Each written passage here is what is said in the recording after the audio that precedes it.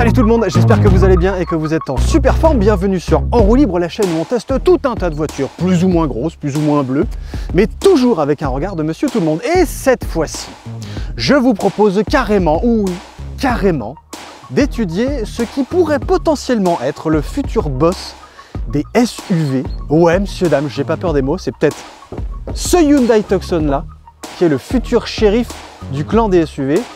Pourquoi? Eh ben, c'est ce qu'on va essayer de voir tout de suite, bande d'andouilles. Oui, mais non, parce qu'avant de partir, on va pas oublier de s'abonner à la chaîne, monsieur, dame, s'il vous plaît. Ce serait super cool de cliquer en bas de l'écran. Là, il y a un petit bouton avec le logo de la chaîne. Vous cliquez dessus, s'abonner, ça marche. Et puis pendant ce temps-là, tant que vous n'êtes pas abonné, moi, je bouge pas. Et puis ceux qui sont déjà abonnés, je vous propose de me laisser un petit commentaire ou deux à propos de cette calandre-là que vous voyez déjà. Essayez de me définir ces feux-là en 2-3 mots-clés et les meilleurs gagneront un abonnement gratuit. Voilà, c'est fait, on est abonné. Alors c'est parti!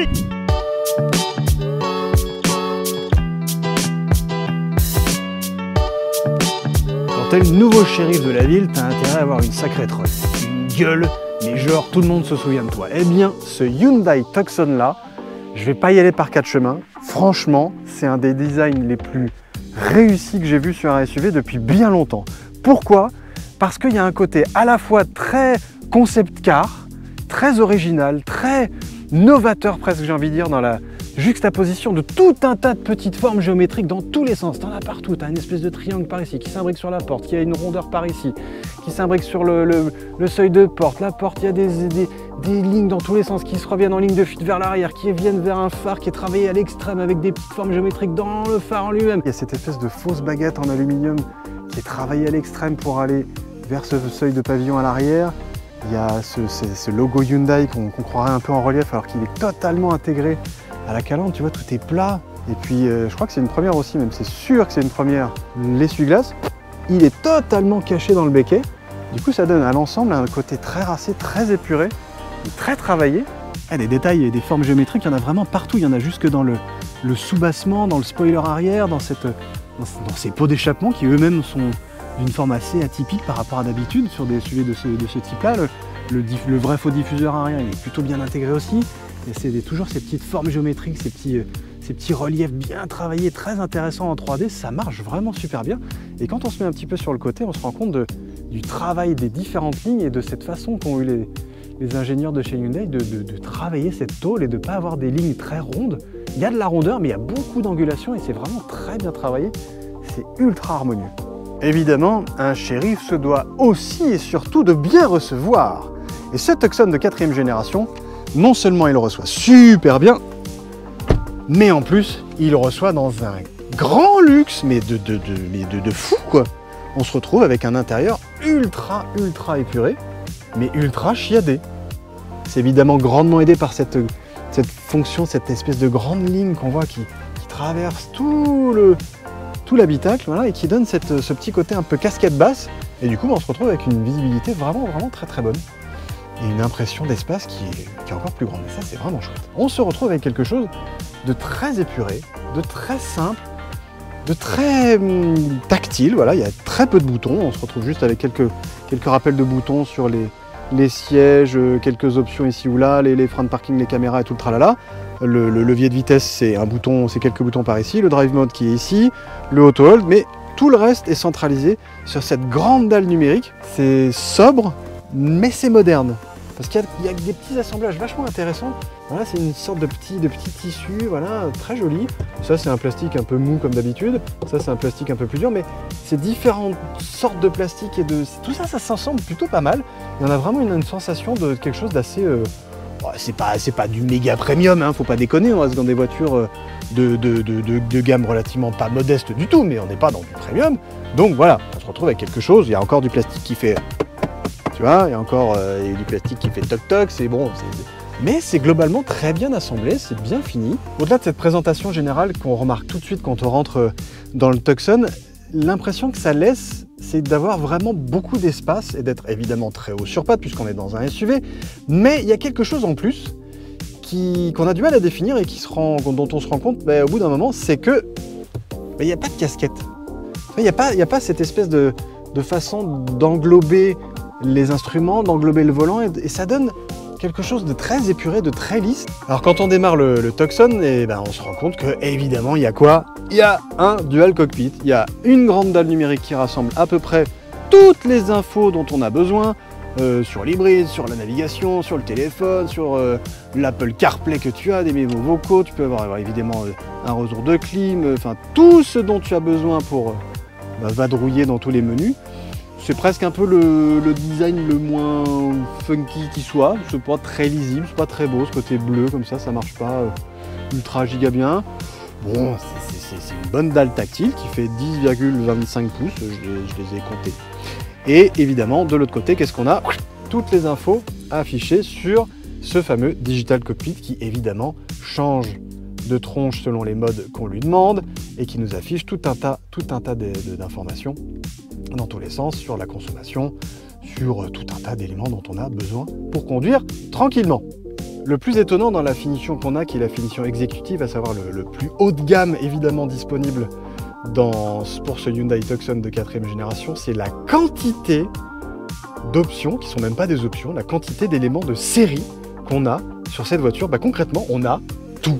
On a tout. Et je crois qu'il y a 3 options à peu près sur ce Hyundai Tucson. Il y a la peinture métallisée, il y a la suspension pilotée, et puis je sais plus quoi, mais en gros il y a 3 options possibles. Tout le reste est de série, on a tout.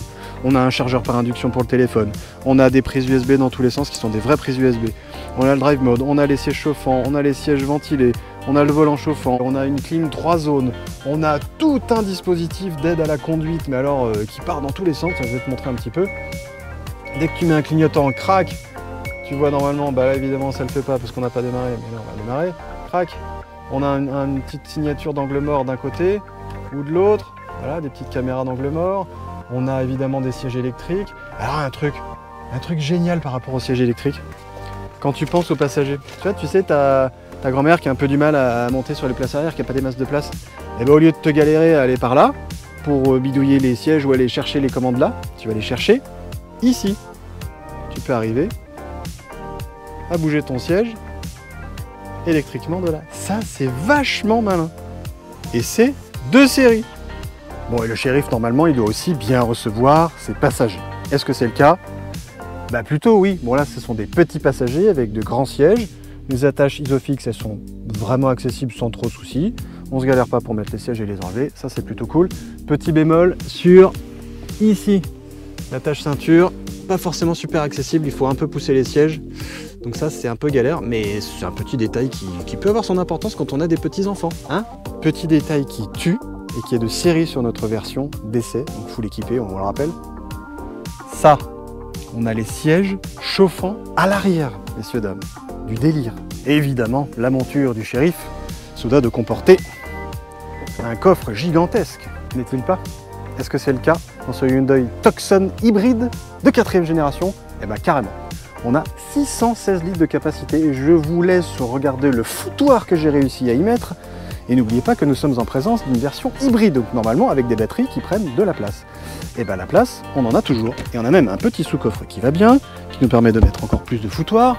Et on a évidemment cette capacité de baisser les sièges comme on veut en activant ces commandes ici sur le côté. Crac, on tire, les sièges se poussent et on a jusqu'à 1700 litres de capacité. Alors là, je peux te dire qu'on peut carrément rentrer le cheval dans le coffre. Ça, c'est super cool. On regrettera un petit peu le dessin des passages de roue qui empiètent un petit peu dans le coffre des deux côtés. Donc on enlève quelques petits litres ici ou là et puis une capacité à rentrer des choses un petit peu larges de façon simple, même s'il y a de la place par ici, il y a des attaches, il y a une prise 12 volts. Ça, c'est plutôt très cool. Le seul petit bémol que j'ai sur ce coffre du Hyundai Tucson, c'est pas le fait qu'il ait un haillon électrique, c'est la lenteur de ce haillon. Qu'est-ce que c'est lent. Oh.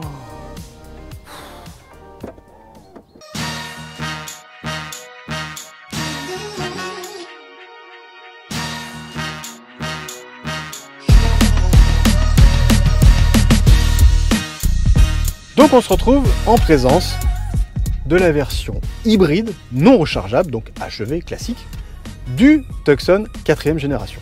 On a 230 chevaux en cumulé sous le pied, 180 chevaux via le moteur thermique qui a un 4 cylindres 1,6 litre assez classique de chez Hyundai, et son petit complément de 80 chevaux tout en électrique.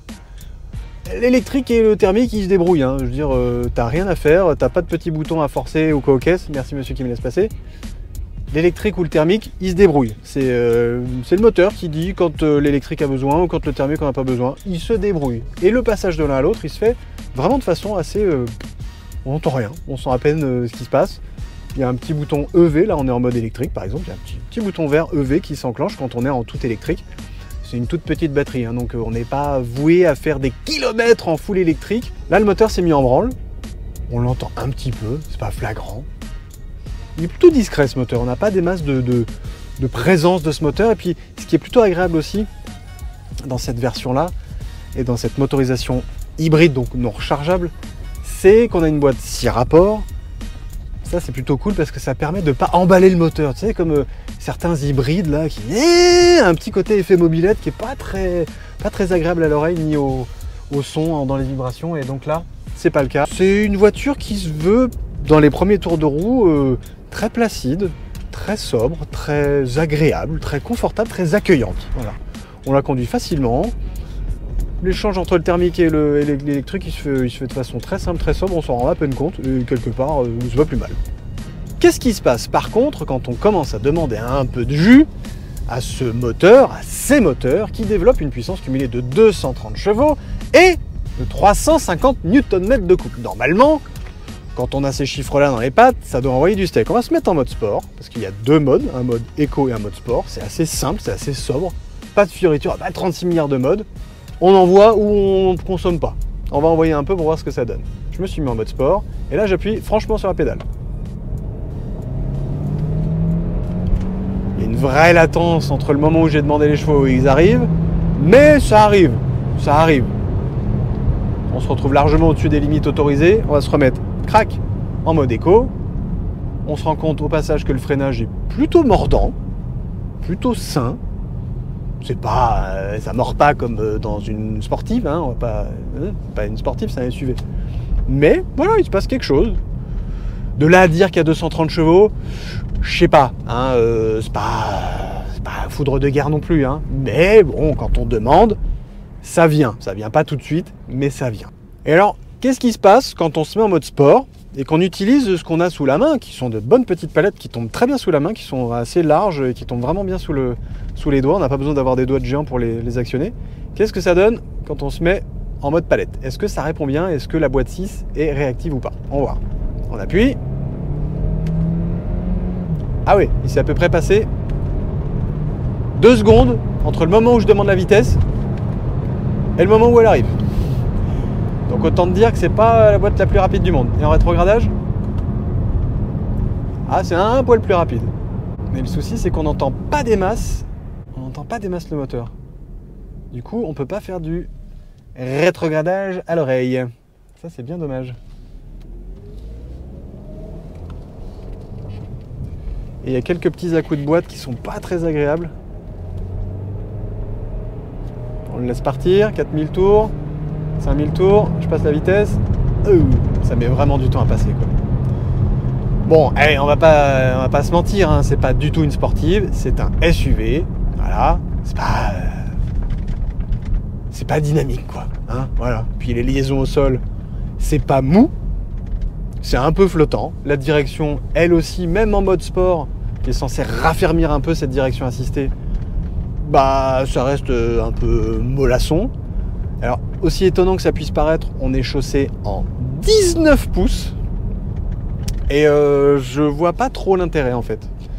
À part se faire gaver de bruit d'air sur autoroute, à part les entendre un peu vite, quand on va un peu vite, aux alentours de 110, 120, et ouais, on sent la route, qu'on l'entend plus qu'on la sent, je vois pas l'intérêt. Mettez des 18 pouces, c'est largement suffisant, et puis franchement, sur ce genre de voiture, vaut mieux privilégier le confort parce que c'est clairement ce qu'elle nous offre. Par contre, quand on se met en mode cruising tranquille et qu'on a envie de, bah voilà, de respecter les vitesses autorisées et que voilà, on se déplace peinard, ça marche vraiment bien.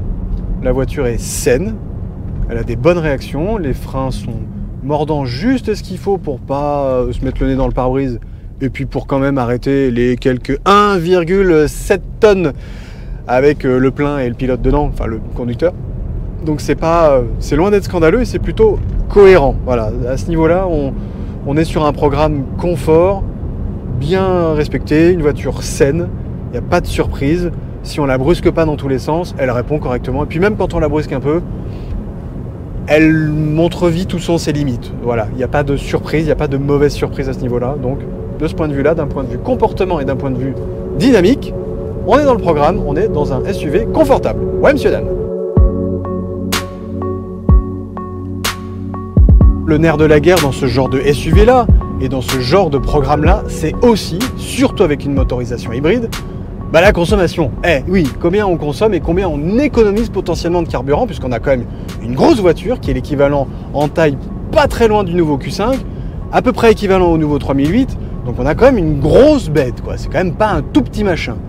Moi j'ai relevé, là depuis que je la conduis, ça fait quasiment une semaine, 7,6 litres en moyenne sur à peu près tous les trajets que j'ai fait. Donc j'ai fait vraiment de tout, hein. J'ai fait de la ville, j'ai fait de l'autoroute, j'ai fait de la campagne, j'ai fait j'ai fait de tout. Et à des vitesses normales, j'ai pas ni bourriné plus que ça, voire même pas du tout. J'ai vraiment cherché à utiliser ce SUV comme on l'utiliserait n'importe où, n'importe quand, à savoir de façon simple et comme un bon père de famille.